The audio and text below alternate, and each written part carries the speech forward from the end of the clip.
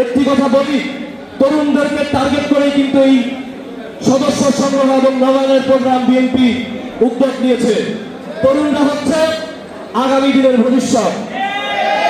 এই তরুণদের আন্দোলনের ঘোষণালে রাজপথের আগুন জ্বালাময়ী আগুনে রাজপথের জ্বালাময়ী স্লোগানে এই স্বৈরাচারী সরকার শেখ হাসিনা পালিয়ে যেতে বাধ্য হয়েছে।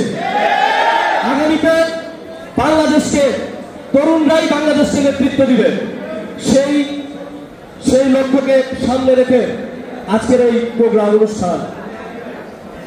দীর্ঘ 19 থেকে 20টি বছর এই তরুণরা ভোট দিতে পারে নাই। এই তরুণরা কিন্তু ভোট দিতে চায়, নিরপেক্ষ নির্দলীয় সরকারের অধীনে ভোট দিতে চায়, কিন্তু এই স্বৈরাচারী সরকারের রোষানলে, হাসিনার রোষানলে তারা ভোট দিতে পারে নাই।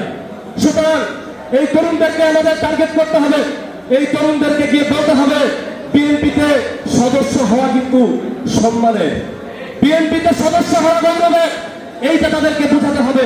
এই তরুণদেরকে সদস্য বানাতে হবে, যাতে কিছু আছে তো কিছু কৃমহল যারা বিভিন্নভাবে মিথ্যা প্রলোভন দেখায়, 10-15টা ফেসবুক আইডি করে তরুণদেরকে ফিরাতে চায়। কিন্তু তরুণরা জানে এই দল শহীদ প্রেসিডেন্ট জিয়াউর রহমানের আদর্শের দল। তরুণরা জানে এই দল আদর্শহীন দেশনেত্রী বেগম খালেদা জিয়ার দল।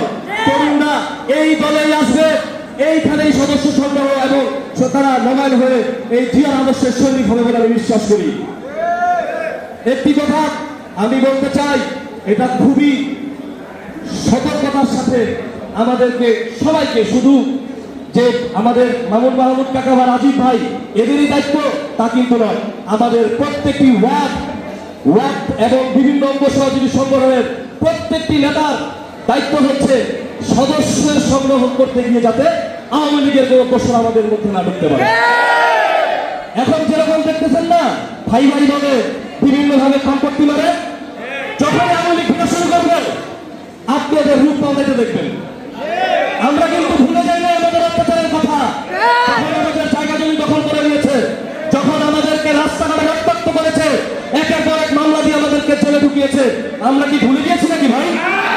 সুতরাং সদস্য সংগ্রহ করতে গিয়ে যাতে কোনো সন্ত্রাসী আওয়ামী লীগের দোষরা যাতে নতুন করে বিএনপিতে অনুপ্রবেশ না করতে পারে, সেই দিকে আমাদের সিনিয়র নেতৃবৃন্দদেরকেও খেয়াল রাখতে হবে।